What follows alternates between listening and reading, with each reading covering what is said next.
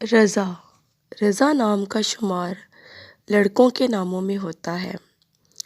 رضا نام کی ابتدائی تاریخ ہندی زبان سے نکلتی ہے۔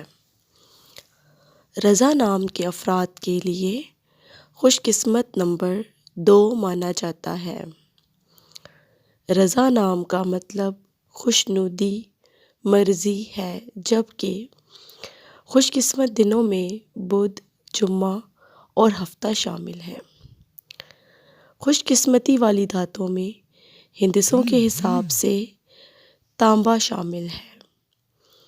رضا نام کے افراد کے لیے موافق رنگوں میں سفید، نیلا اور پیلا شامل ہیں۔